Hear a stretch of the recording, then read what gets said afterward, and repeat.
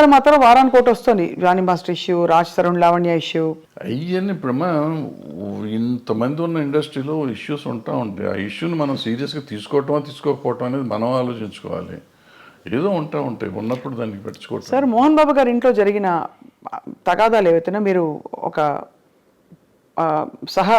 అంటే టెక్నీషియన్గా, cinema industry వ్యక్తిగా మీరు సమాధానించి చెప్పారా? ఎవరికి ఆయనతోనా? ఆయనతో ఇది ఏదో అది పర్సనల్గా తప్ప నేను మాట్లాడినప్పుడు నేను పబ్లిక్లో చెప్పకూడదు కదా. ఇప్పుడు నేను నిజంగా వాళ్ళ వెల్విషర్ని అయితే ఒకవేళ నేను వెళ్ళి అక్కడ ఏళ్ళు పెట్టానా లేదా అనేది తర్వాత సంగతి. పెట్టుంటే అక్కడ ఏం జరిగింది ఇక్కడికి వచ్చి ప్రమోషన్ కాదు. ఏం జరిగింది కాదు సార్, బట్ అసలు అంటే అది బాగా బహిరంగంగా అయిపోయింది కదా, వాళ్ళే మీడియాకి వచ్చారు. ఇప్పుడు వాళ్ళు బహిరంగంగా ఉన్నారు, నేను బహిరంగంగా ఉండకూడదు. నేనని కాదు, ఎవరైనా కానీ, ఎవరు ఇంటర్ఫేర్ అయినా కానీ, ఇంటర్ఫేర్ అయిన వాళ్ళు బయటకు వచ్చి ఇట్ట జరిగిందని చెప్తే ఇక వాళ్ళు పెద్ద మనిషి ఎట్ అవుతారు వాళ్ళు. ఫస్ట్ పాయింట్ అది తప్పు. రెండోది అటువంటి జరగటం విచారకరం. అందులో మనవాళ్ళు కావాల్సిన వాళ్ళు, పిల్లలు మంచివాళ్ళు, తండ్రి మంచివాడు, ఈ రకాల ఎందుకు సమస్య వచ్చిందని నాకైతే అర్థం కాలేదు. నాతో అందరూ బాగుంటారు, 4-3 పిల్లలు బాగుంటారు, ఆయన బాగుంటారు, మోహన్ బాబు గారు బాగుంటారు, అందరూ వెరీ నైస్ పీపుల్. చాలా మర్యాదగా నాతో చాలా అంకుల్ అంటారు పిల్లలు, ఆయన తమ్ముడు అంటూ ఉంటాడు. వాళ్ళ ఇంట్లో అట్లా జరిగిందంటే నాకు నిజంగా బాధగా ఉంది. I just really wanted to go and speak, but ఏమో ఎందుకు డెలికసీస్ వాళ్ళవి మనకి ఎందుకని నేను అడగలేదు. మొత్తానికి సార్, అయితే ఇప్పుడు అంటే there is a lot of turmoil going on around అనిపిస్తుంది సమాజం చూస్తుంటేనే. అన్ని చోట్ల ఉందమ్మా, సమాజంలోని తేడా వచ్చేసింది. అది ఎందుకు వచ్చింది అంటే ఇప్పుడు మానవత విలువలు అనేవి పోయినాయి చాలా చోట్ల.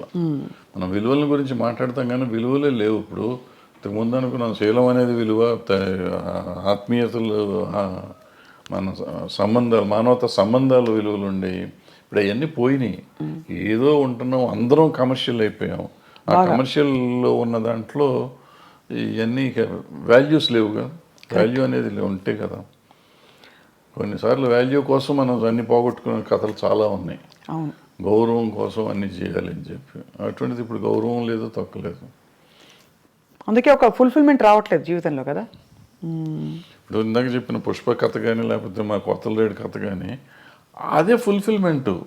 వాళ్ళ భార్య కోసం భర్త, భర్త కోసం భార్య, తండ్రి కోసం కొడుకు అని ఇవన్నీ. అదే భగవద్గీతలో కూతురు కోసం తండ్రి, తండ్రి కోసం కూతురు, ఈ మానవతా విలువలు అంటే వాటి కోసం ఎంత కమర్షియల్గా చేసినా కానీ మనం ఇవాళకి ఫీల్ అయ్యి సినిమాలు చూస్తున్నాం. బట్ దానికి వాల్యూ ఉంది, బట్ ఆ వాల్యూ మన జీవితంలో ఇవ్వలేకపోతున్నాం. సినిమాల్లో చూసి మనం సినిమా ప్రొడ్యూసర్కి డబ్బులు ఇస్తున్నాం కానీ మన జీవితంలో మన తల్లిదండ్రులకు కానీ, మన భార్య పిల్లలకు కానీ మనం ఆ సుఖం అన్నదమ్ములకు కానీ, అక్క చెల్లెళ్ళకి కానీ మనం ఆ ఫీలింగ్ ఇవ్వలేకపోతున్నాం. ఆ సమాజంలో వచ్చిన మార్పులో మనలో వచ్చింది. మనం ఇన్ని మాటలు చెప్తున్న మనం మన పిల్లలతో మాట్లాడటానికి మనకు టైం లేదు, మన తల్లిదండ్రులతో మాట్లాడటానికి మనకు టైం లేదు, అక్క చెల్లెళ్ళతో మాట్లాడటానికి టైం లేదు, భార్యతో మాట్లాడటానికి టైం లేదు. Are we avoid. ఒకవేళ టైం ఉన్నా కానీ ఎందుకో మనకు సాధ్యమైనంత వరకు దూరంగా ఉండటానికి ప్రయత్నం చేస్తున్నాం. ఇంకా విలువలు ఎక్కడి నుంచి వస్తాయి? విలువల గురించి మాట్లాడే నైతిక హక్కు ఎక్కడ ఉంది ఎవరికైనా? Very true sir. బహుశా కొంతవరకు సినిమా ప్రభావితం చేస్తుంది ఈ విషయాలని. బహుశా అలాంటి కథలు వచ్చేసి క్లిక్ అయిపోతే ఆడియన్స్తో తప్పకుండా, ఎందుకంటే ఇంత పెద్ద పెద్ద సినిమాలు, ఇంత మార్పులు తెచ్చిన సినిమాలు మనుషుల్లో, సమాజంలో ఉన్నాయి. చెడు ప్రభావం చూపించిన సినిమాలు కూడా కొంత ఎంతో అంతో ఉండుంటాయి. నిజం చెప్పాలంటే నేను పుష్ప 2 చూడకూడదు అనుకున్నా. ఎందుకంటే బయట చెప్పిన మాటలు, అదేదో ఆ షెకావత్ మీద ఉచ్చబోస్తాడు, ఇటువంటి అన్ని విని ఇటువంటి పిచ్చి సినిమాలు చూడాలా మనం ఎందుకు అని చెప్పి చూడాలి. ఎందుకో చూద్దామని మనం పెట్టుకున్న ఫస్ట్ హాఫ్లో నాకు చిరాకుగా ఉండింది. ఫస్ట్ హాఫ్ చూస్తానికి నాకు took me about 5 hours first half చూడటానికి. ఇంటర్వెల్లో వెళ్ళి మెల్లిగా భోంచేసి వచ్చి కూర్చున్నాం. మళ్ళీ సరే చూద్దాం వద్దా 10 నిమిషాలు ఆలోచించి పెట్టినా డోంట్ బిలీవ్, ఆ 1:20 నిమిషాలు, 1:40 నిమిషాలు ఉంది ఆ సినిమా. మొత్తం కంప్లీట్ చూసి ఐ వాజ్ క్రయింగ్ యాక్చువల్గా.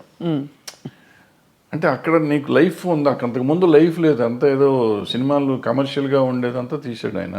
ఇక్కడ జీవితం తీశాడు. ఆ భార్యాభర్తల అనుబంధాన్ని చూస్తే నాకు అసలు పిచ్చెక్కిపోయింది. ఆ అమ్మాయి కోసం ఇతను తప్పన కానీ వేరే సీన్లో ఆ అమ్మాయి వాళ్ళని చాట్ చేసిన సీన్ కానీ, తర్వాత ఆడబిడ్డ కోసం ఇతను వెళ్ళి ఫైటింగ్ చేస్తున్నాడు. అంటే వాడు అంత పెద్ద డాన్ లాంటి వాడు వెళ్ళి లైఫ్ను పోగొట్టుకుంటున్నాడు, డబ్బును పోగొట్టుకుంటున్నాడు, ఎన్ని పోయినా పర్లేదు నాకు పిల్లలు కాపాడితే చాలనే ఫీలింగ్ తెచ్చా. అంటే మనలో కూడా ఒక ఆవేశం తీసుకురాగలిగాడు. ఖచ్చితంగా సార్. ఏసే నా కొడుకు అనే ఫీలింగ్ ఉంది ఆ సినిమా చూస్తానంటే. వదిలిపెడతావేంట్రా నువ్వు అసలు అనే ఫీలింగ్ ఉండే. ఆ దీనికి తీసుకెళ్ళారంటే మనలో ప్రతి మనిషిలోనూ అంత ఎమోషన్ తీసుకురాగలిగితే బాగుంటుంది. అవును. సినిమా డబ్బులు ఇచ్చి సినిమా చూడటం కాదు, సినిమాతో పాటు మనం నేర్చుకోవాల్సింది అది. మనం అది వదిలిపెట్టేస్తాం. దాంట్లో వాడు స్మగ్లింగ్ ఎలా చేశాడు, ఎలా దొంగతనం చేశాడు, ఎవరిని చంపాడు, ఎలా చంపాడు, అల్లు అర్జున్ కత్తితో కొట్టాడా చంపాడా, ఇది ఆలోచిస్తాం. అల్లు అర్జున్ అనే క్యారెక్టర్ రష్మిక అనే క్యారెక్టర్ని ఎంత బాగా ప్రేమించాడు, రష్మిక అనే క్యారెక్టర్ అల్లు అర్జున్ అనే క్యారెక్టర్ని ఎంత బాగా ప్రేమించింది, అంటే నా క్యారెక్టర్స్ ఒరిజినల్ని అనేది మనం ఎవరిని ఆలోచిస్తున్నాం. Very very true sir.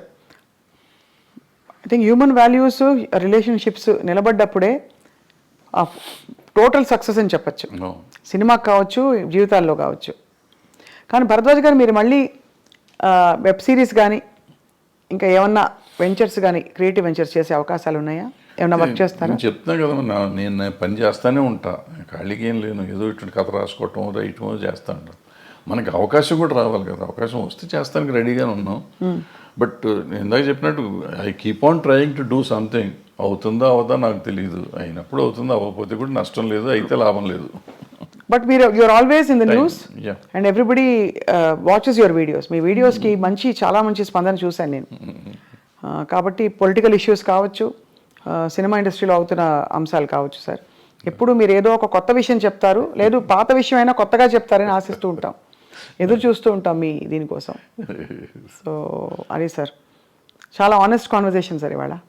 ఇంత డీటెయిల్గా ఎప్పుడు మాట్లాడి నాకు తెలియదు, కానీ మీ సినిమాలో నేను నటించాననే ఒక చిన్న విషయాన్ని నేను ఇప్పుడు అందరికీ పోతే పోనీ సినిమాలో చాలా ఎంజాయ్ చేశాను sir. Those few days of work. ఆ క్యారెక్టర్ కూడా నా రియల్ క్యారెక్టర్ కాబట్టి, జర్నలిస్ట్ క్యారెక్టరే కాబట్టి నాకు ఐ ఫెల్ట్ ఎట్ హోమ్. అది thanks for the opportunity sir. And తప్పకుండా మీతో టచ్లో ఉంటాం. అప్పుడప్పుడు ఏమన్నా ఉపద్రవాలు వచ్చినా, సునామీలు వచ్చినా వచ్చి మళ్ళీ మిమ్మల్ని పలకరిస్తాం. సునామీ ఎందుకు వచ్చింది భరద్వాజ్ గారు? Thank you sir. నమస్కారం.